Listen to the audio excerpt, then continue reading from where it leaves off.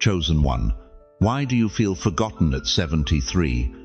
Why does your own family treat you like you're already dead? Why has God been silent for so long that you've started to wonder if He's moved on to someone younger, someone more useful, someone who still matters? Stop scrolling, stop searching, stop running from the truth that's been chasing you through every sleepless night. This is not just a video, this is a summons from heaven. The 1st of September, 2025, is not just another date, it is your date with destiny. Listen to me carefully. Chosen one, that ache in your chest when you see others being celebrated while you sit invisible, that's not jealousy, that's recognition. Your spirit recognizing that you've been buried alive in a world that discards what it no longer understands. But what if I told you that every person who overlooked you, every door that slammed shut, every dream that withered in your hands, was not God's cruelty, but His strategy? You are about to discover something so shocking about your true identity that it will shatter every lie you've believed about being too old, too late, too forgotten. This message is a trumpet blast at midnight, a holy interruption that will either wake you up or leave you sleeping through your greatest hour. The enemy has spent decades convincing you that your season is over, that your best years are behind you, that God's plans are for the young while you're left to count down days in doctors' offices and empty houses. But heaven is about to expose the most devastating lie ever whispered to the chosen, that your age disqualifies you from your assignment. Before I go deeper, I want to pause and thank every single one of you who has supported this message through super thanks. Your generosity means more than you know. You're not just donating, you're helping spread light to others who feel alone in their calling.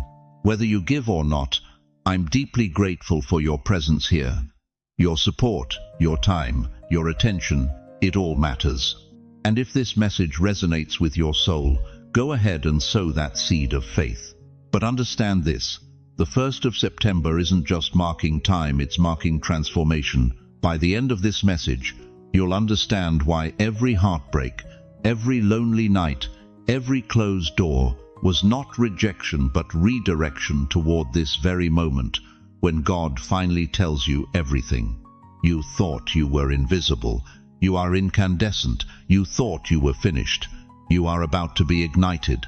The fire that's been dormant in your bones is about to become an inferno that lights up the darkness of this generation. If this resonates already, comment 111, not as a number, but as a signal to heaven. I'm listening. Because what I'm about to reveal will either be the greatest awakening of your life, or you'll scroll away and spend your remaining years wondering what could have been. The choice is yours, but time is not. Why does your phone feel heavier than your Bible these days? Why do you know more about the neighbor's drama than God's promises? Why has the news become your morning prayer and Netflix your evening communion? Dear chosen one, you are under assault. Not with bullets or bombs, but with something far more insidious. A calculated campaign to hijack the most precious thing you possess, your attention. Because if the enemy can capture your focus, he doesn't need to destroy your faith. He can simply redirect it until it withers from neglect. You've felt it, haven't you? That restless ache that no amount of scrolling can satisfy. That hollow feeling after hours of consuming content that leaves you spiritually starved. That's not boredom. That's your soul crying out for what it was designed to feast on the presence of the living God. But here's the devastating truth. While you've been numbing your loneliness with endless distractions, the enemy has been stealing your destiny one click at a time. The devil is far too clever to show up in a red suit with a pitchfork. He comes disguised as convenience, entertainment, information. He doesn't kick down your door, he slips in through your Wi-Fi connection. He doesn't scream accusations, he whispers suggestions through your favorite news anchor, your trusted talk show host, your familiar streaming service. The enemy doesn't need to destroy you. He only needs to distract you like a thief jingling coins, so you never notice your house on fire. And dear one, your spiritual house is burning while you're mesmerized by the noise. Think about it. When was the last time you sat in complete silence for more than 5 minutes? When was the last time you had a conversation with God that wasn't interrupted by a notification? When was the last time you felt His presence without wondering what you were missing online? This isn't accidental. This is warfare. Calculated, precise, relentless. The statistics are staggering. The average American senior spends over 7 hours a day consuming media. 7 hours. That's more time than you spend sleeping. More time than you spend with family. More time than you've spent in prayer in the last month combined. But why is your life under such relentless distraction? I'll tell you in a moment, but first you need to understand what's at stake. Scripture warns us in Proverbs 4:25. Let your eyes look straight ahead. Fix your gaze directly before you. But how can you look ahead when you're constantly pulled sideways by anxiety, outrage, and empty entertainment? How can you fix your gaze on eternity when it's fractured across 100 screens? The Hebrew word for straight ahead in this verse is neged. It means directly in front, without deviation. God is commanding laser focus because He knows that scattered attention leads to a scattered life.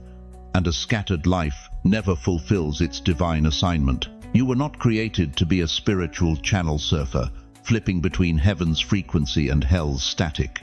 You were designed for single-minded devotion, unwavering focus, undivided attention to the voice that matters most. But the enemy knows this. He's studied your patterns, learned your weaknesses, identified your triggers. He knows exactly when you're most vulnerable, when loneliness creeps in at 3 p.m., when worry visits at midnight, when boredom strikes during those long afternoon hours. And that's precisely when the distractions arrive. Not randomly, strategically. That breaking news alert that floods your mind with fear. That social media notification that draws you into comparison and envy. That streaming service that numbs your pain but never heals your wounds. Each one is a carefully placed trap designed to steal your focus from the only one who can satisfy your deepest longings. Here's what breaks my heart. You've been fighting the wrong battle. You think you're struggling with technology addiction, with information overload, with too much time on your hands. But the real war is for your spiritual attention. The real prize is your intimate connection with your Creator. The enemy doesn't want your money. He doesn't want your reputation. He wants your gaze, because wherever your eyes go, your heart follows, and wherever your heart goes, your life follows.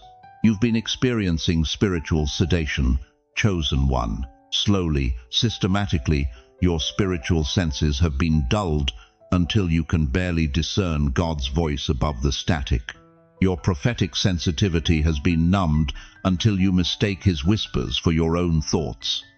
Your holy hunger has been satisfied with junk food until you've lost your appetite for the bread of heaven. This is why your prayers feel flat. This is why Scripture seems dry.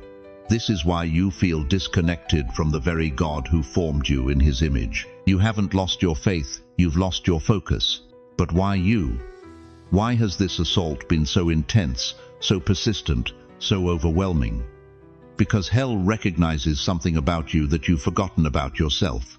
You carry something they desperately want to keep hidden, something that could shift the spiritual atmosphere of your entire family line, something that could break generational curses and establish heavenly patterns for decades to come. The enemy isn't just trying to waste your time, he's trying to waste your calling.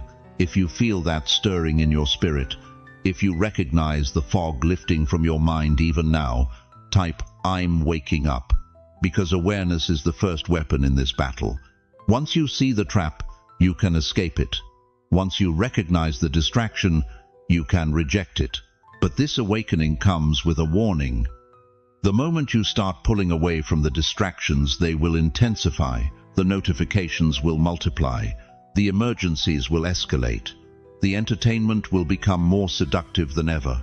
That's not coincidence. That's confirmation. You're on the right track when hell gets nervous. The question that will determine your spiritual destiny is this: will you continue feeding your distractions, or will you start starving them? Because whatever you feed grows stronger, and whatever you starve grows weaker. And there's something else you need to know about this war for your attention. Something that will change everything about how you see your current season of life. Dear chosen one, I need to speak directly to your heart right now. You've raised children who barely call. You've buried a spouse who was your whole world. You've worked 43 years at jobs that forgot your name the day you retired. And now you sit in rooms that echo with silence, wondering if your life even mattered. You feel invisible, don't you? Like you're taking up space in a world that's moved on without you.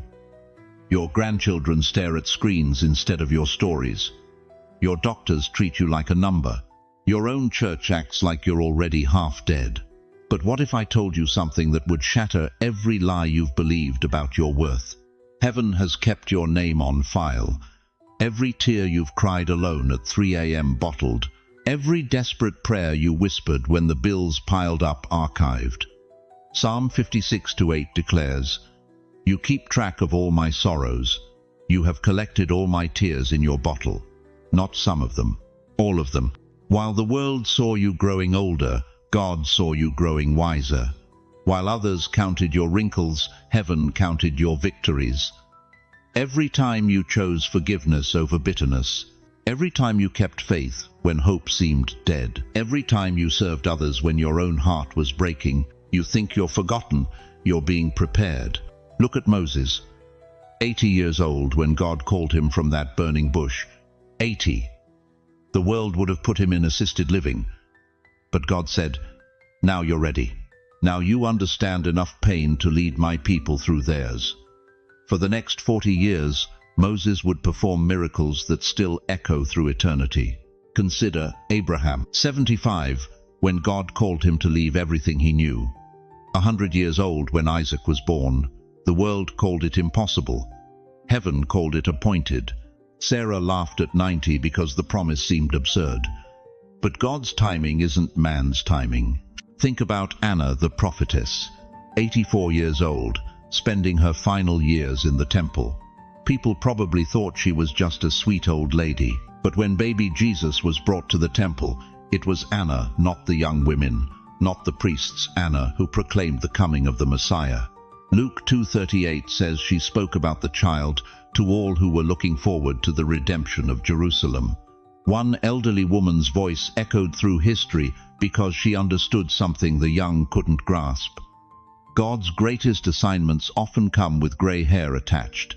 But here's what's breaking my heart as I speak to you. You've been measuring your worth by the world's standards. Productivity, appearance, energy levels, bank account balances. But God measures worth by faithfulness, by endurance, by the depth that only comes from walking through fire and choosing to trust Him anyway. That silence you've been experiencing, those times when heaven felt locked, when prayers seemed to bounce off the ceiling. What if that wasn't abandonment? What if it was alignment? What if God has been quiet because He's been working behind the scenes, orchestrating something so magnificent that He couldn't risk you interfering with worry or doubt? You've been seasoned by sorrow and refined by fire. You've learned to love without condition because you've been hurt without cause. You've discovered that real strength isn't physical. It's the ability to get up one more time than you've been knocked down. The young ones have energy, but you have authority. They have dreams, but you have proven faith. They have platforms, but you have presence that can shift atmospheres just by walking into a room. Why do you think the enemy has worked so hard to convince you that you're finished? Because he knows something you're just beginning to remember. A senior saint who understands their identity is the most dangerous weapon in God's arsenal. You carry something they don't: perspective. You've seen enough birthdays and funerals to know what matters. You've lived through enough recessions and recoveries to know God provides. You've weathered enough storms to know this too shall pass. Right now, somewhere in America, there's a young mother about to give up on her marriage. She needs to hear from someone who's been married 53 years and chose love over convenience every single day. There's a middle-aged man drowning in financial fear who needs to see someone who's lived through the depression and still trusts God's provision. Your scars aren't signs of failure, they're credentials. Your grey hair isn't evidence of decline, it's a crown of glory earned through battles fought and won. Proverbs 16:31 declares, "Grey hair is a crown of splendor. It is attained in the way of righteousness." You're not winding down. You're being wound up for your greatest assignment. Moses' most powerful 40 years came after 80. Sarah's greatest miracle happened at 90. Your breakthrough doesn't have an expiration date stamped on your birth certificate. But here's the urgent truth you must understand. This generation needs what only you can give them. They need your stability in chaos. They need your wisdom in confusion. They need your peace in panic. They need to see that it's possible to trust God when everything around you is shaking. The silence is breaking. The waiting is ending. The 1st of September isn't just another date. It's your divine appointment with destiny. God is about to show this world what happens when someone who's been refined by fire finally steps into their full authority. If this word speaks to you, if something in your spirit is stirring right now, comment, "Still chosen," because you are, you always have been, and your most fruitful season isn't behind you. It's directly ahead of you. But first, you need to understand why God chose to wait until now to release what He's been building in you for decades.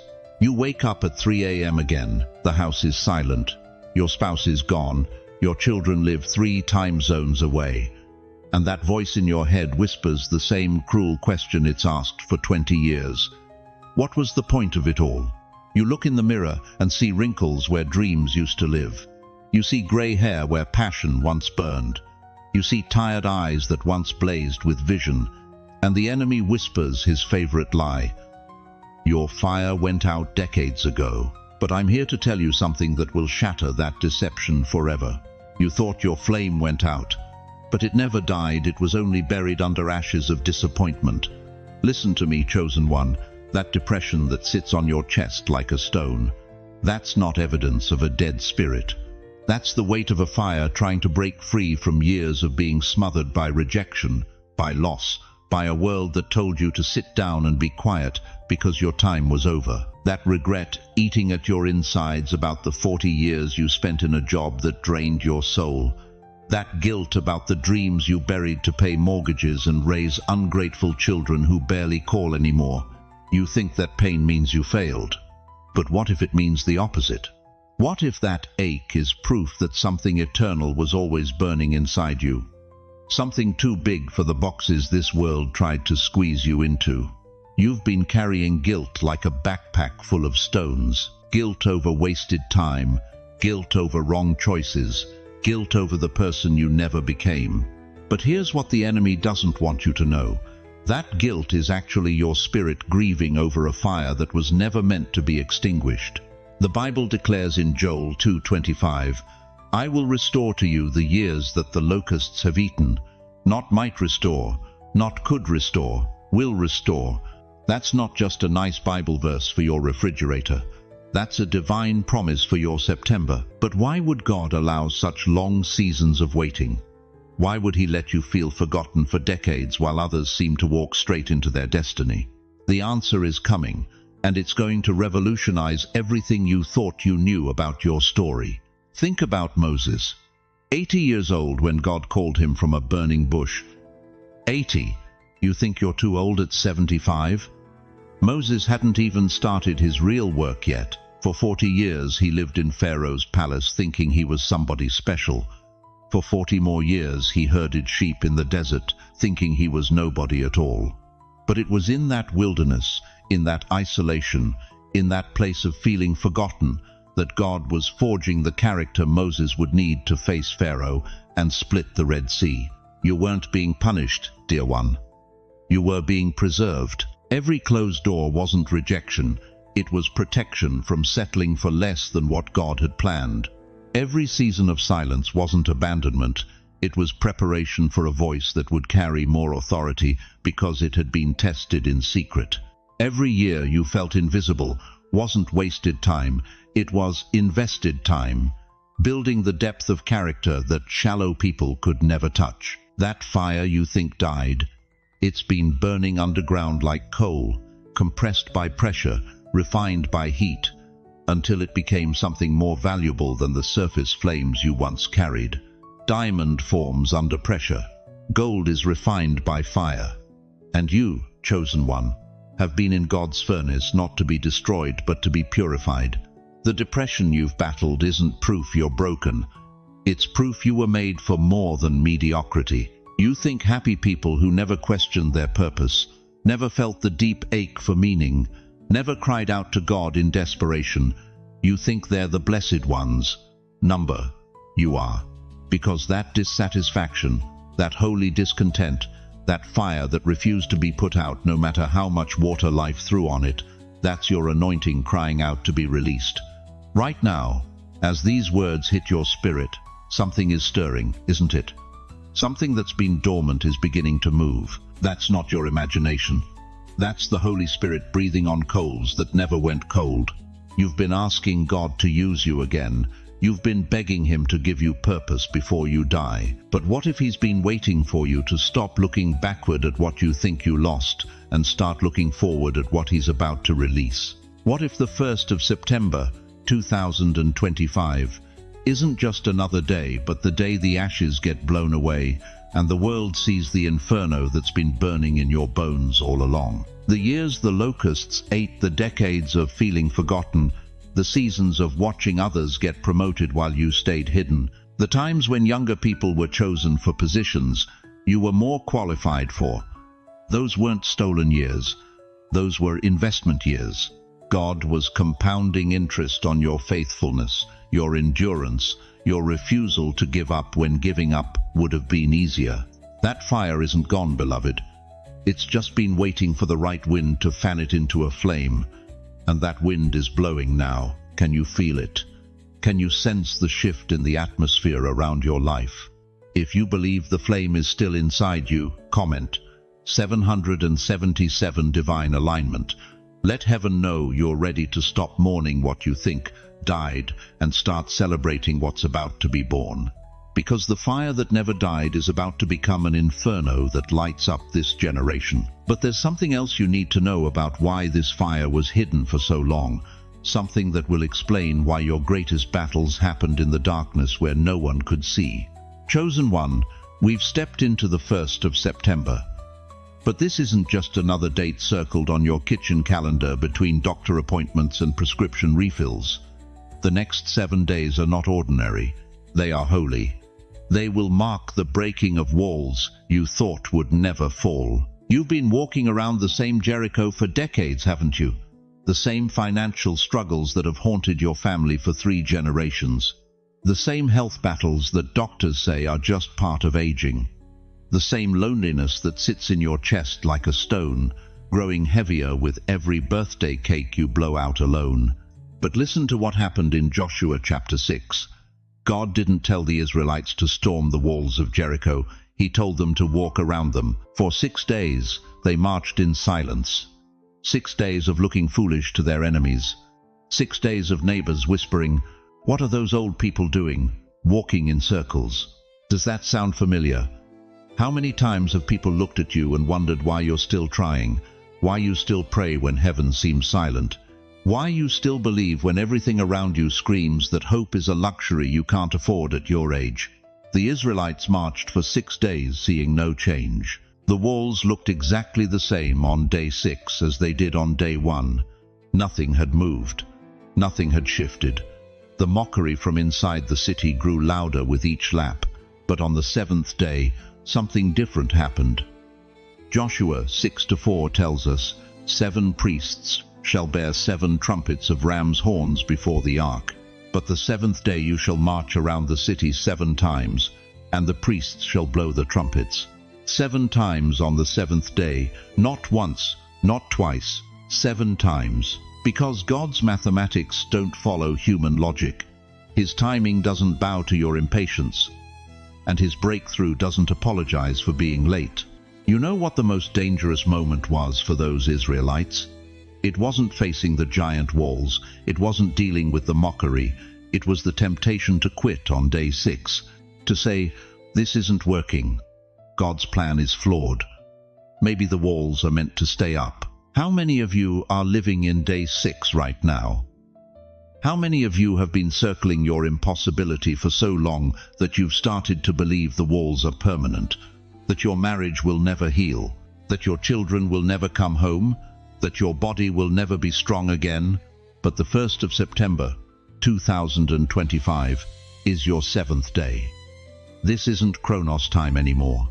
This isn't the slow tick of human clocks counting down your remaining years. This is Kairos time, God's appointed time, the fullness of time when heaven crashes into your circumstances and everything impossible becomes inevitable. The difference between day 6 and day 7 wasn't the walls. The walls didn't get weaker overnight. The difference was the sound. For 6 days, they marched in silence. But on day 7, they opened their mouths and shouted. And Joshua 6:20 records what happened. So the people shouted when the priests blew the trumpets. And it happened when the people heard the sound of the trumpet, and the people shouted with a great shout, that the wall fell down flat. The wall didn't crack. It didn't slowly crumble. It fell down flat, completely, instantly, supernaturally. That's what happens when you step from Chronos into Kairos, when you move from human timing into God's appointed moment, when you stop whispering your complaints and start shouting your faith. But here's what will shock you about this 7-day window we've just entered. It's not about you finally getting what you deserve. It's about God finally getting what He's been waiting for. Your complete surrender to His timing, your willingness to look foolish while you wait, your determination to keep marching even when nothing seems to change. Every step you've taken in faith for the last 70 years has been preparation for this 7-day window. Every tear you've cried in secret has been a seed planted for this harvest. Every night you went to bed disappointed but woke up still believing has been building toward this moment when the walls don't just crack, they collapse. You've been asking God, how much longer? But He's been asking you, how much deeper? How deep will your faith go when the walls look exactly the same? How loud will your shout be when it's time to stop marching and start declaring? The next 7 days will reveal whether you're still walking in day 6 thinking, or if you're ready for day 7 breakthrough. I'll show you how to mark this moment in just a minute, but first you need to understand something that will change everything. This 7-day window isn't just personal, it's generational. The walls that fall in your life will create pathways for your grandchildren.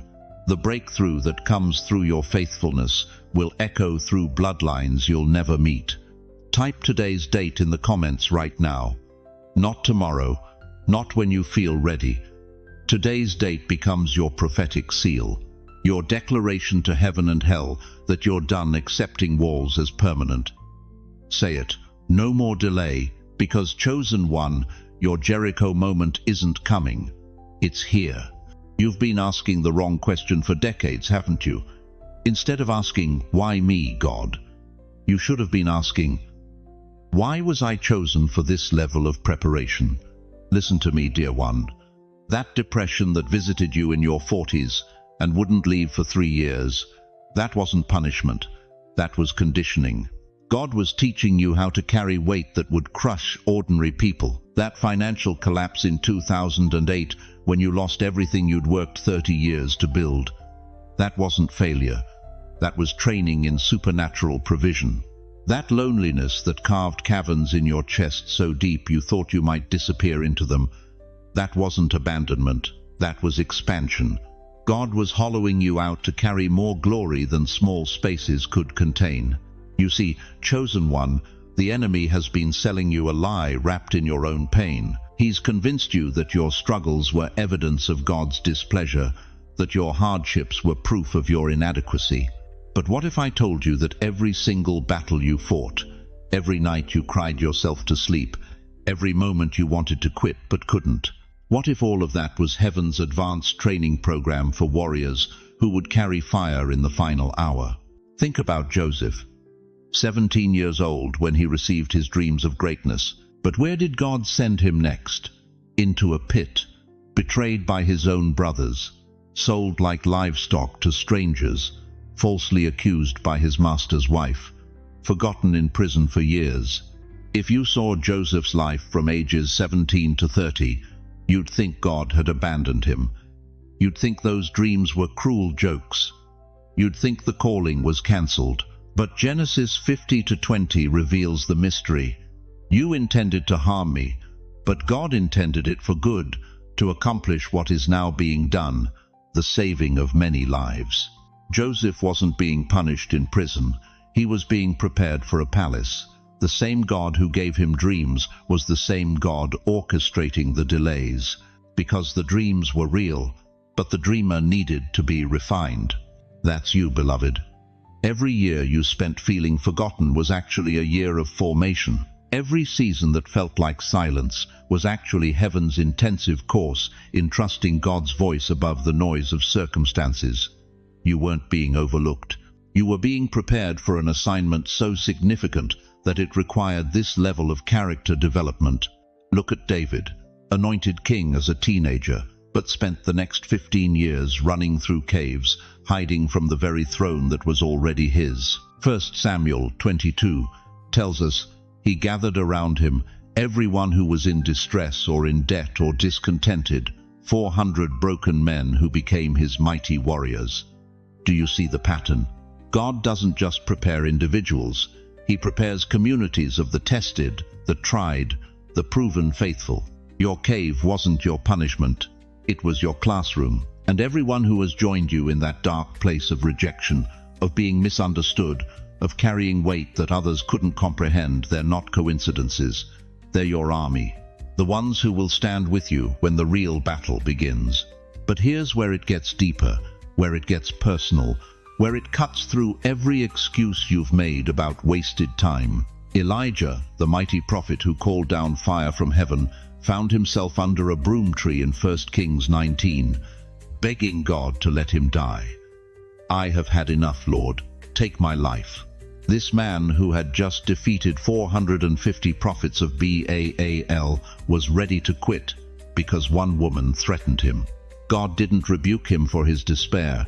God fed him, gave him rest, spoke to him in a gentle whisper. Because even prophets need restoration. Even the chosen ones need seasons of apparent defeat before seasons of undeniable victory. You weren't buried, dear one. You were planted. Every tear you've cried in secret has been watering seeds you didn't know were growing. Every prayer you whispered when hope felt like mockery has been accumulating in heaven's storehouse. Every moment you chose to keep believing when believing hurt more than doubting all of it. Every single drop of faithfulness has been recorded, measured, and prepared for harvest. Here's the revelation that will shatter every lie you've believed about your wasted years. Everything you thought was wasted was actually seed. Heaven keeps receipts. Not one tear was wasted. Not one prayer unheard. Not one act of faithfulness forgotten. Isaiah 61:3 promises beauty for ashes, the oil of joy for mourning, the garment of praise for the spirit of heaviness. But notice what God doesn't do. He doesn't erase the ashes. He transforms them into beauty. Your pain doesn't disappear. It becomes your platform. Your wounds don't vanish. They become your weapons. Your scars don't fade. They become your credentials for healing others who are bleeding from the same places. The weight you've carried wasn't random. It was preparation for the authority you're about to walk in, because authority without testing is dangerous. Power without pain is shallow. Calling without crushing produces leaders who break under pressure. But you've been pressure tested for decades. You're not just surviving anymore. You're about to thrive with a resilience that will astound everyone who counted you out. The 1st of September isn't just another date on the calendar. It's the appointed time when God stops hiding his strategy and starts revealing his purpose for every single thing you've endured. If you know this is your word, if something in your spirit is confirming that your preparation season is ending and your purpose season is beginning, declare it right now. I claim my name. Don't whisper it. Don't think it. Speak it with the authority of someone who has been through hell and lived to testify. because what's coming next will require everything you learned in the darkness to shine light in a world that's forgotten what hope looks like. Listen to me, chosen one. You thought your problem was tiredness. You thought the fog in your mind was just age creeping in. You thought the endless scrolling was harmless distraction. You were wrong. You are not tired. You are under attack. This is warfare, not bullets flying through the air, not blood spilling on concrete. This is a battle more strategic, more devastating than any conflict fought on earthly soil. The battlefield is not in some distant country. It's between your ears, behind your eyes. And you've been losing ground for years without even knowing you were in a fight. Every morning when you wake up and immediately reach for your phone, the battle begins. Every notification that pulls your attention from prayer, every headline that floods your mind with fear, every scroll that leaves you emptier than when you started, these aren't accidents.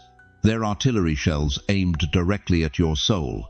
If the enemy can steal your eyes, he can steal your fire. If he can steal your eyes, he can steal your fire. You see, the devil studied you. He learned your patterns. He discovered that he doesn't need to tempt you with obvious sin to neutralize you. All he needs to do is fracture your focus. All he needs is to scatter your attention across 1,000 meaningless things until you forget the one thing that matters. Look at your life right now. When was the last time you sat in complete silence for 10 minutes without feeling anxious? When did you last read scripture without your mind wandering to your doctor's appointment, your grandchildren who never call, your bank account that's shrinking faster than your hope? You can't remember, can you? Jesus himself warned us about this in Matthew 6:22. The eye is the lamp of the body. If your eyes are healthy, your whole body will be full of light. But if your eyes are sick, if they're constantly darting from screen to screen, fear to fear, distraction to distraction, then your whole body is full of darkness. And that darkness has a name.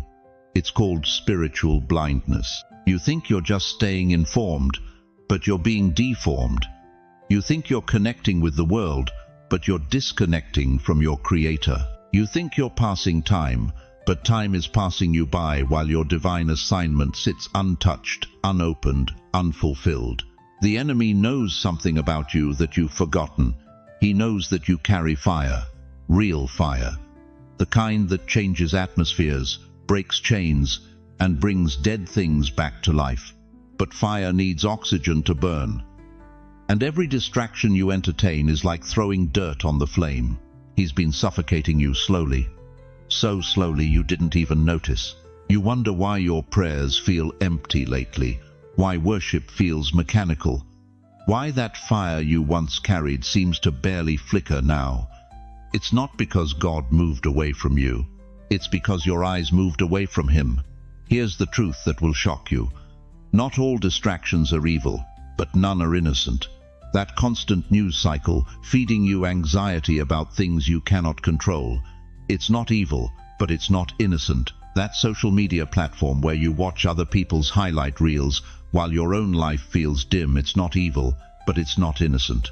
That endless entertainment that numbs your pain but never heals it, it's not evil, but it's not innocent. Each one steals a piece of your attention. Each one pulls your gaze away from the throne. And when your gaze is scattered, your power is scattered. When your focus is divided, your fire dies. You've been wondering why breakthrough feels so far away, why clarity seems impossible, why you feel like you're walking through life in a haze. It's because you're fighting a war you didn't know existed, with weapons you've never learned to use. But today, the fog lifts. Today, you see the battlefield clearly. Today, you understand why the Apostle Paul wrote, "We wrestle not against flesh and blood, but against principalities, against powers, against the rulers of the darkness of this world." The rulers of darkness don't need to destroy you. They just need to distract you until your time runs out. They just need to blind you until your season passes. They just need to scatter your focus until your fire becomes ash. But I have news for them. I have news for every demonic force that thought it could steal your sight and silence your roar. You're waking up. The scales are falling from your eyes. The fog is clearing from your mind.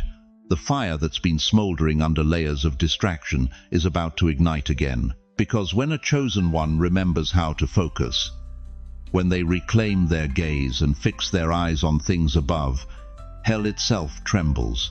If the enemy can steal your eyes, he can steal your fire. But if you take your eyes back, you take your fire back too. If you're ready to take your eyes back, if you're ready to stop being a casualty in this unseen war and start being a warrior, type 444, my vision returns. Not just as a comment, but as a declaration of war against everything that has tried to blind you to your purpose. Because once your vision returns, chosen one, everything changes. And the enemy who spent years stealing your sight is about to discover what happens when fire meets focus. That trembling in your hands right now, that knot forming in your stomach, that voice screaming inside your chest telling you to turn this off, walk away, pretend you never heard these words. You think that's fear. You think that's guilt. You think that's condemnation. You're wrong. That unease you feel, it's not guilt, it's mercy. God exposes before he allows destruction. Listen to me, chosen one.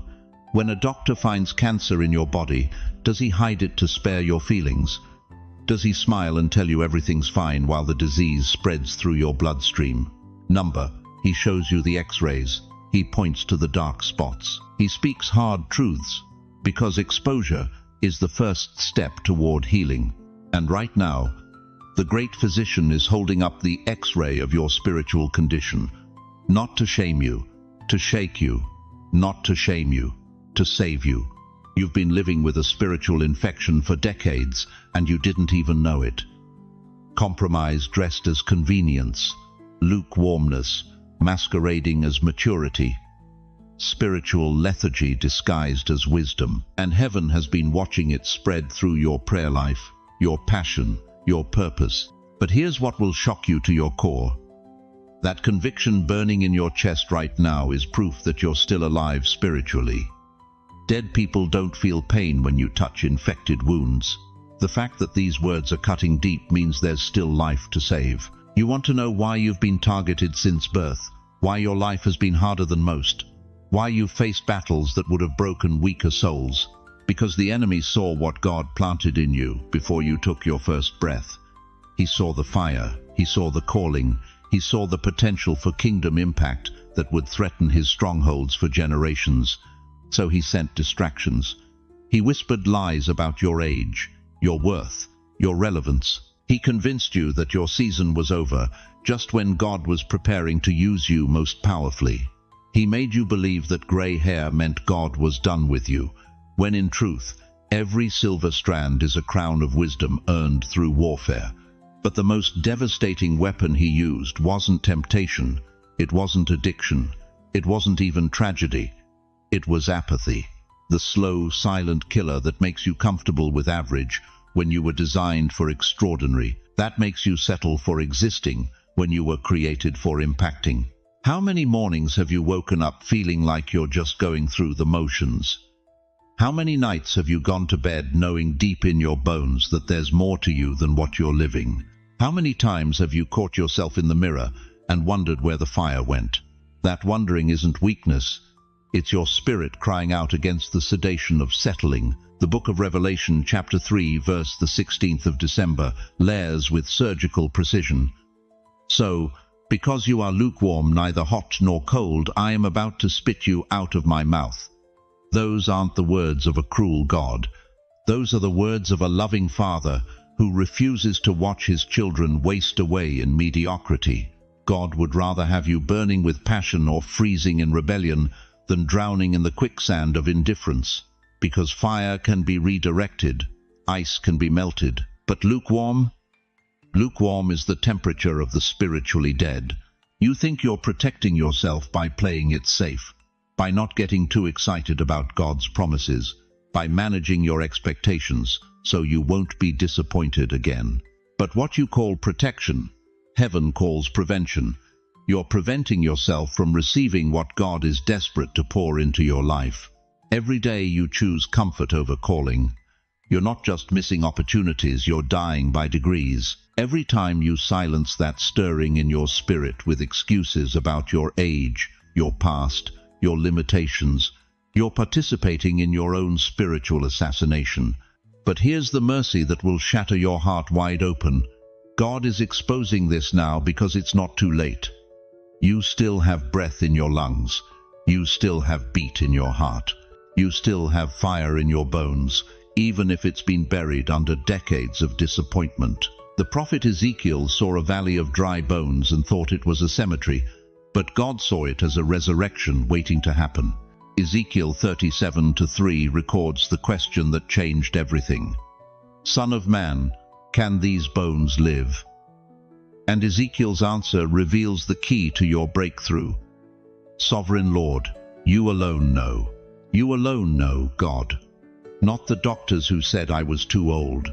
Not the family who said I was too set in my ways.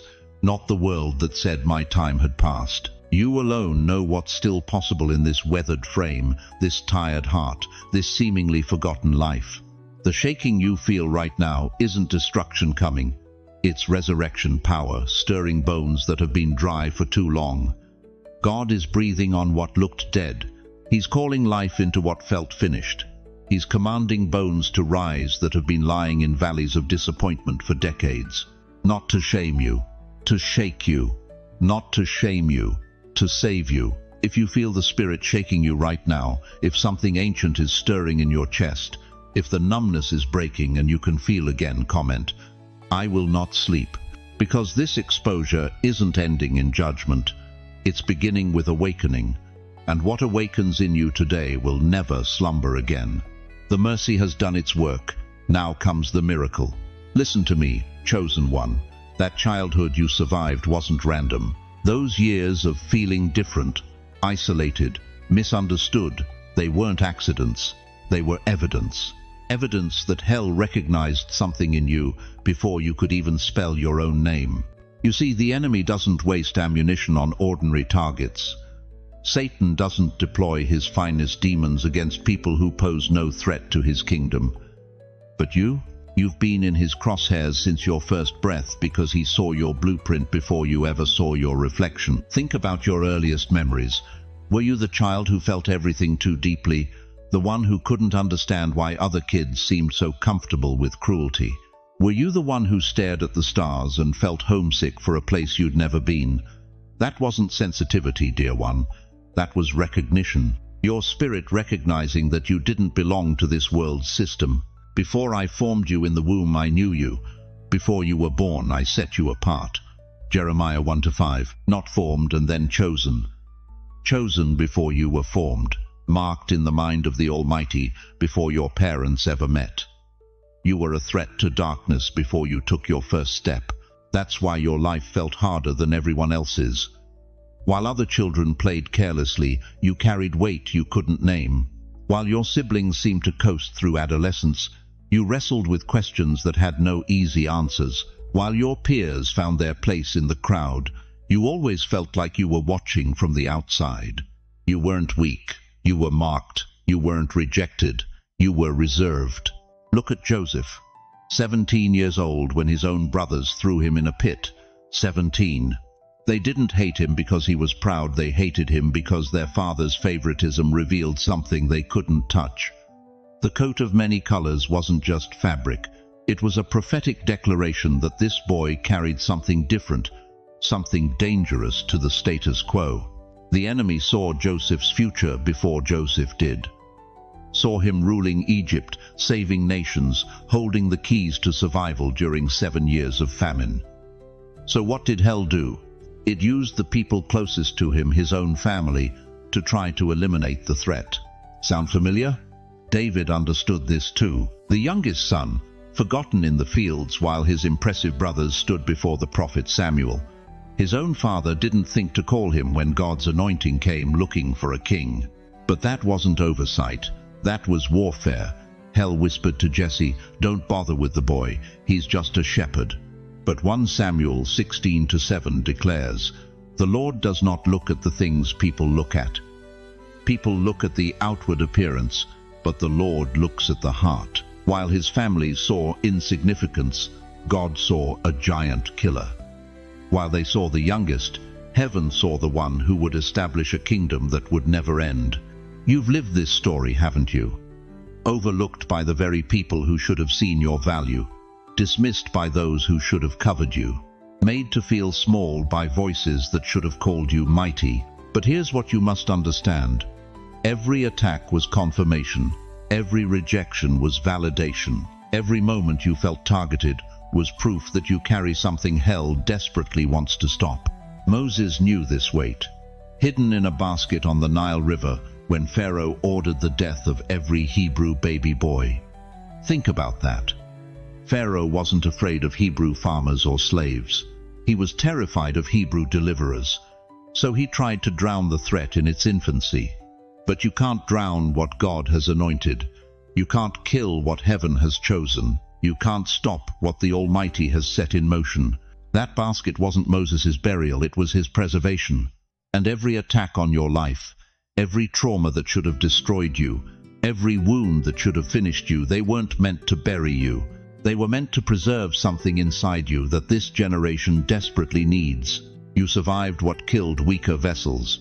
You endured what broke others. You stood when the storms that flattened entire forests left you still breathing. Why?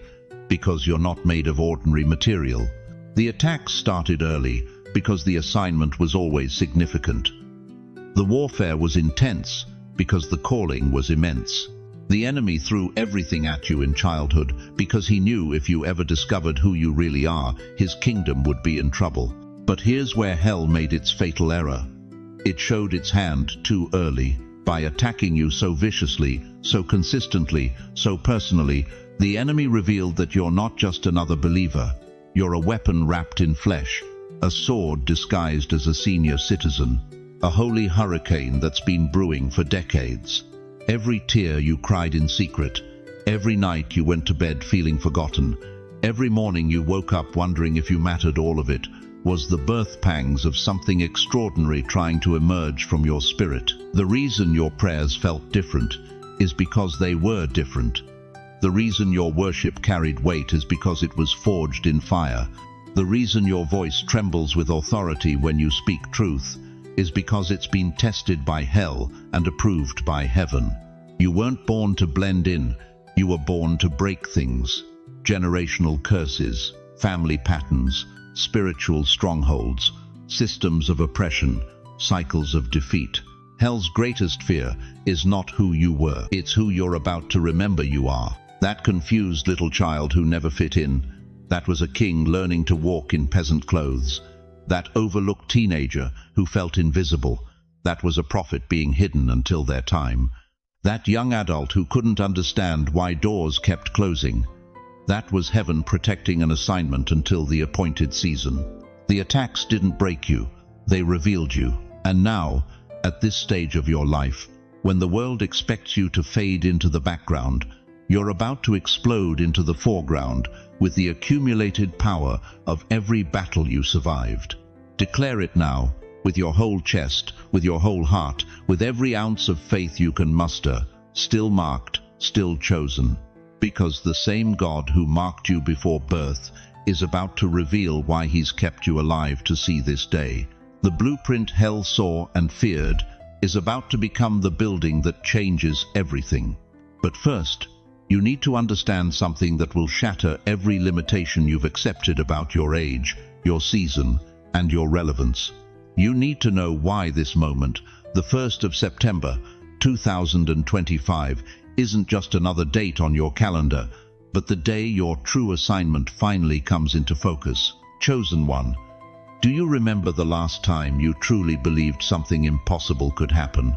When you stopped calculating the odds and started trusting the God who makes mountains bow?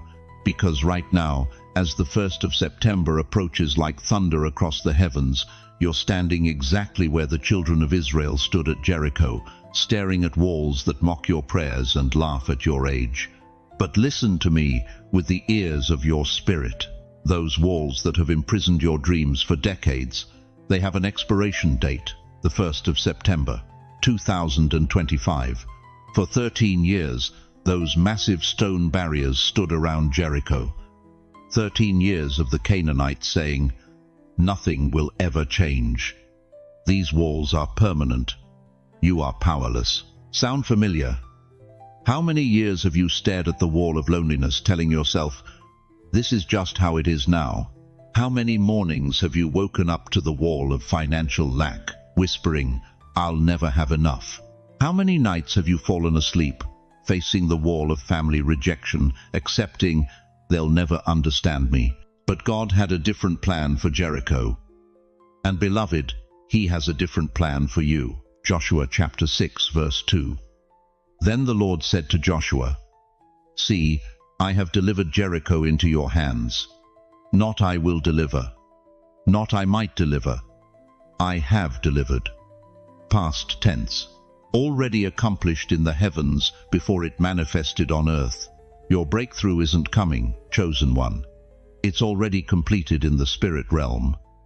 The 1st of September is simply the date heaven has marked for its earthly manifestation.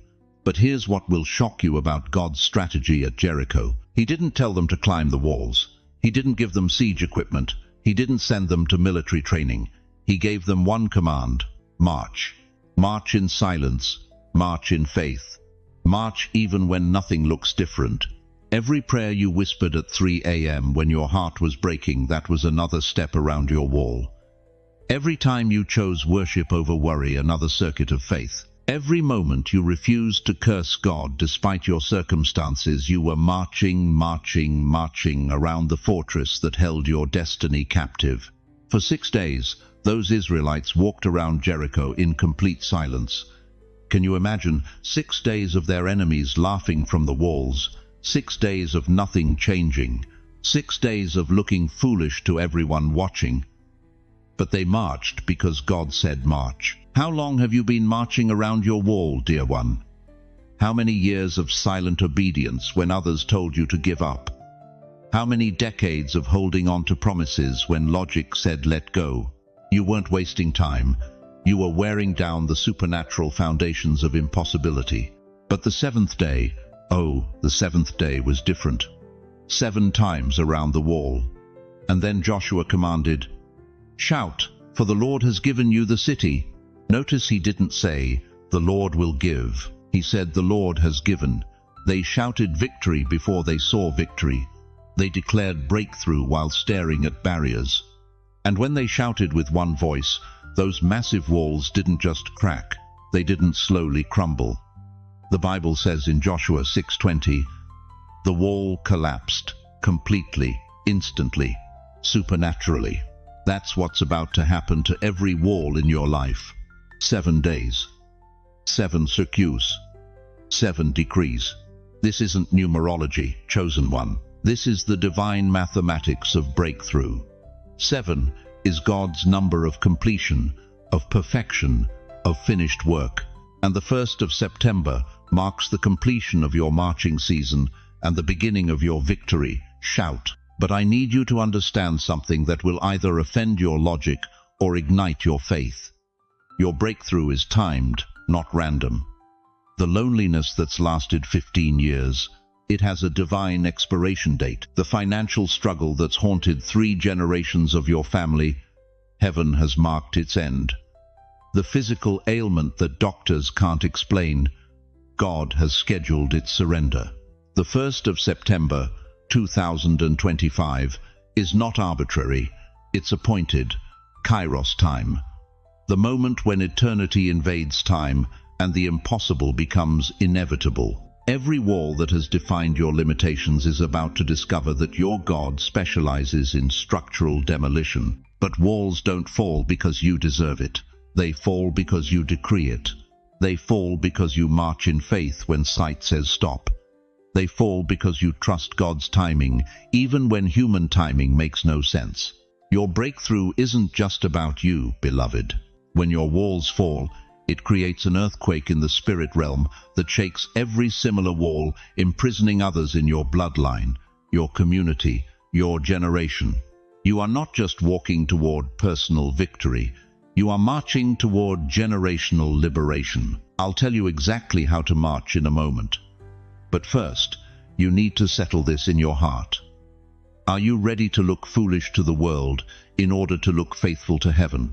Because that's what marching requires. Faith that ignores the laughter of spectators.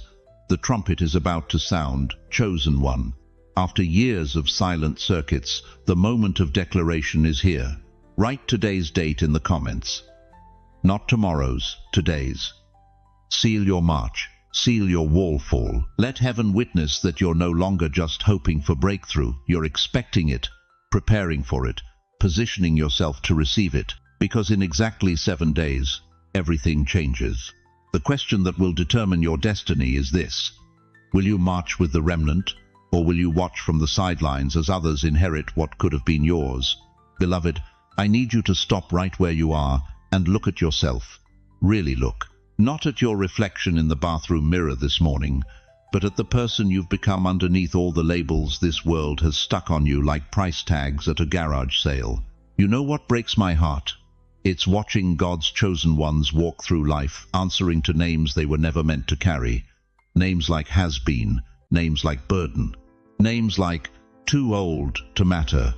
You've been wearing these labels so long, you've forgotten they're not your real name. The world gave you a label, but heaven gave you a name. Let me ask you something that's going to cut deep. When was the last time you heard your real name? Not the one on your driver's license. Not the one your frustrated children call you when they need something. I'm talking about the name God whispered over you before you took your first breath. The name that makes angels stand at attention. You've been living with spiritual amnesia, dear one. The enemy's greatest weapon isn't temptation, it's identity theft. He doesn't need to destroy you if he can convince you to forget who you are. And for too long you've been answering to the wrong call. Jeremiah 1-5 declares, "Before I formed you in the womb I knew you, before you were born I set you apart." Not knew about you, knew you. God doesn't create generic people with generic purposes. He crafted you specifically, intentionally, with a name that echoes through eternity. But somewhere between childhood dreams and adult disappointments, you lost your name. Maybe it happened when that teacher said you'd never amount to anything. Maybe it was when your spouse walked out, leaving you feeling worthless. Maybe it was when your own children stopped calling and you started believing you were forgettable. The label was loud, but it wasn't true.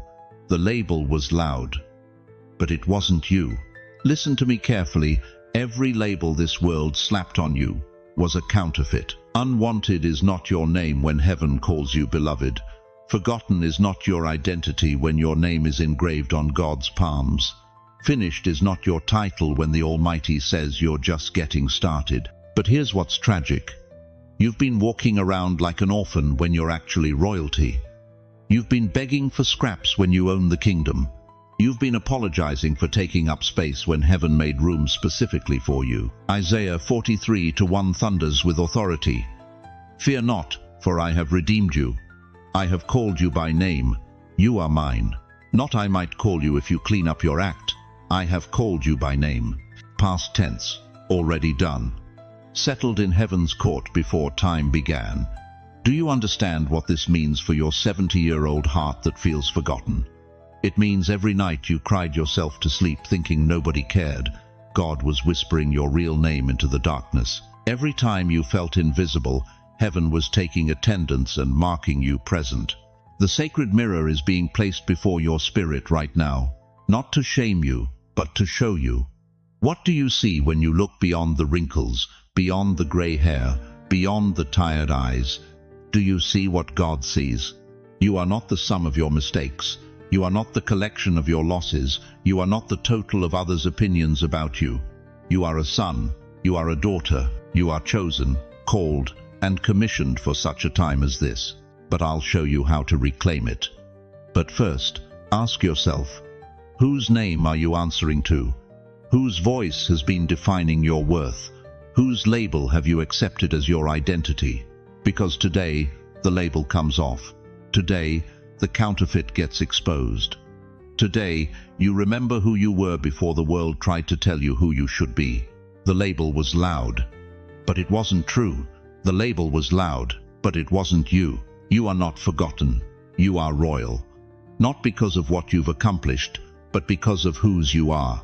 Not because you earned it, but because you were born into it. The bloodline of the King of Kings flows through your veins, and no earthly disappointment can change your heavenly designation. But remembering your name isn't passive, it's warfare.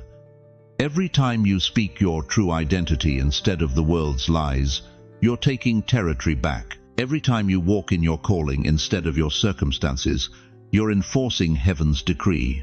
So right now, if you're ready to shed every false label and reclaim the name heaven gave you, if you're done answering to forgotten when God calls you favored, if you're ready to stop living like an orphan and start walking like royalty, declare it now. If you reclaim your name, declare it now. I am not lost, I am rising. Type it. Speak it.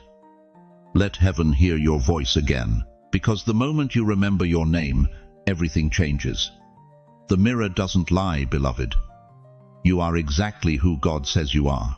But knowing your name is only the beginning, because what I'm about to reveal next will show you why remembering who you are was so dangerous to the enemy that he's spent decades trying to make you forget. The sound you're hearing in your spirit right now isn't your imagination. It's the trumpet of heaven piercing through 70 years of excuses, 70 years of tomorrow, 70 years of when I'm ready. But chosen one, the trumpet doesn't ask if you're ready. It announces that ready or not, your time has come. How many more sunrises will you watch through your kitchen window, telling yourself there's still time? How many more nights will you lie awake knowing God has been calling, but you keep hitting the snooze button on eternity? You cannot delay your destiny forever. The grave doesn't negotiate.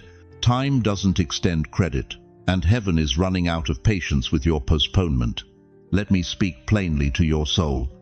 Delay is disguised disobedience. Every "I'll start tomorrow" is rebellion dressed in procrastination. Every "I'm not ready yet" is fear masquerading as humility. You've been baptized in excuses, confirmed in delay, ordained in someday. But someday is not on God's calendar. Today is written in blood across the pages of eternity. Look at Esther. When Mordecai told her the Jews would be slaughtered, she didn't say, "Let me think about it." When he declared, "Who knows but that you have come to your royal position for such a time as this," she could have delayed. She could have said, "I need more time to prepare." Instead, Esther 4:16 records her response. "If I perish, I perish." No delay, no negotiation, immediate obedience. But what about Jonah? God said, "Go to Nineveh." Jonah said maybe later and bought a ticket to Tarshish instead. Where did delay take him? Into the belly of a fish, spending 3 days in digestive darkness because he thought he could postpone the purposes of God. The fish didn't swallow Jonah because he was rebellious. It swallowed him because he was delayed. You know what happened to an entire generation of Israelites? They stood at the edge of the promised land and said, "We need more time to scout it out." Numbers 14:28 records God's response. "As surely as I live, I will do to you the very thing I heard you say." They delayed entering their inheritance, so God delayed their breathing. An entire generation died in the wilderness because they confused caution with obedience. The trumpet is sounding. You can't hit snooze on eternity. Right now, while you're listening to my voice, there are dreams in your chest that have been on life support for decades. There are prayers you've whispered that are waiting in heaven's holding pattern. There are people whose salvation depends on your obedience, but they're dying while you're deciding. What if I told you that the chest pains you've been having aren't just age? What if they're the pressure of unexpressed purpose trying to break through the cage of your procrastination? What if that restlessness in your spirit isn't anxiety but anticipation? What if God has been sending you symptoms because time is running shorter than you think? No more delay. No more delay. No more delay. The words are echoing through the corridors of heaven right now. Angels are standing at attention. The cloud of witnesses is holding its breath. Your grandmother who prayed for you is leaning over the balconies of glory, whispering, "This is it. This is the moment I prayed for." But you're still sitting there calculating the cost instead of counting the days. You're still measuring your inadequacy instead of moving in your assignment. You're still rehearsing your fears instead of releasing your faith. Listen to me with every fiber of your aging body. Your wrinkles are not disqualification. They are documentation that you survived what should have killed you. Your gray hair is not evidence of decline. It is a crown of glory earned through decades of endurance. Your slower pace is not weakness. It is the measured step of someone who has learned to walk by faith, not by sight. Moses was 80 when he stood before Pharaoh. 80. His hands shook, his voice cracked, but his spirit was on fire because he stopped delaying and started declaring. Caleb was 85 when he said, "Give me this mountain, not give me a rocking chair, not give me a retirement plan, give me this mountain." The enemy has convinced you that your season has passed, that God uses the young and forgets the old, that your time to make an impact ended when you collected your first Social Security check. That's a lie from the pit of hell designed to keep you sedated while your assignment expires. But assignments don't have expiration dates. Callings don't retire. And the God who formed you in your mother's womb didn't invest 70 years of preparation just to bench you in the final quarter. The breakthrough you've been praying for requires now. Not when you feel worthy, not when circumstances align, not when you have all the answers. Now, while your heart is still beating, while your mind is still functioning, while breath is still in your lungs. Take a piece of paper right now. Don't wait. Don't think about it. Don't analyze it. Take a piece of paper and write today's date. Under it, write 3 words. No more delay. Post it where you'll see it. Tape it to your bathroom mirror. Pin it to your refrigerator. Let it be your declaration of war against procrastination. Because the trumpet that's sounding isn't just calling you to obedience, it's calling you to your obituary. Will it read, "They delayed until they died," or "They answered when heaven called"? The choice is yours, but the time is now, and now is slipping away faster than you think. What will you choose when the final trumpet sounds and delay is no longer an option? Beloved, chosen one, as we reach the end of this sacred encounter, I need you to carry these truths with you like precious stones in your heart. Remember this: the 1st of September 2025 is not just another date on your calendar. It is the day heaven marked as your divine awakening. You are not too old, too late, or too forgotten. The very breath in your lungs right now is proof that God still has assignments with your name written on them. Your age is not your limitation, it is your qualification. Every year you've lived, every trial you've survived, every tear you've shed has been preparing you for this moment when you finally understand. You were never meant to fade quietly into the background. You were designed to burn brightly until your final breath. The world gave you labels, but heaven gave you a name, and that name carries authority, purpose, and divine inheritance that no earthly circumstance can revoke. You are not forgotten. You are not finished. You are not invisible. You are chosen, called, and commissioned for such a time as this. But hear me clearly. You are not walking this journey alone. The God who parted the Red Sea is still parting ways for you today.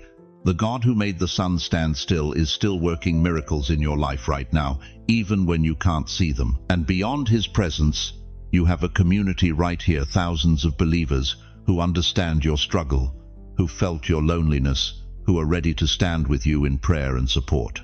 This isn't just a video you watched. This is a family you've joined, a tribe of chosen ones who refuse to accept the world's verdict about our worth. We see you. We understand you. We will pray for you. So let me ask you this final question, and let it settle deep in your spirit. Now that you know who you really are, now that the mirror has been placed before your soul, now that you remember your heavenly name, what will you do with this truth? Will you go back to living small, or will you rise and walk in the authority that has always been yours? Before I release you, I want to place my hand on your shoulder through these words and pray over your life with the authority of someone who has walked with God for decades, a prayer of divine commission. Heavenly Father, I lift up every precious soul who has stayed with us through this entire message. Lord, you see their hearts. You know their struggles. You've counted every tear they've cried in secret. Tonight, I pray that you would breathe fresh wind into their weary spirits. God, remove every label the world has placed on them. Strip away every lie that whispers they're too old, too late, too broken. Let them feel your hand upon their shoulders right now. Let them know in their bones that they are loved beyond measure, chosen beyond doubt, and needed beyond their understanding. Father, I pray for divine health over their bodies. Strengthen their hearts, clear their minds, restore their energy. Where there has been loneliness, send divine connections. Where there has been financial pressure, open supernatural provision. Where there has been family discord, bring healing and reconciliation. Give them dreams and visions that will direct their steps. Surround them with people who will recognize their value and honor their wisdom. Open doors that no man can shut, and close doors that lead to harm. Most of all, Lord, let them wake up tomorrow, knowing beyond any shadow of doubt that their story is far from over. Let them feel the fire in their bones. Let them hear your voice calling their heavenly name. And let them walk in such authority that darkness trembles and heaven rejoices. In the mighty name of Jesus, who wore a crown of thorns so they could wear a crown of glory, I seal this prayer over their lives. Amen. Now, if this message has stirred something deep in your spirit, don't let this moment pass.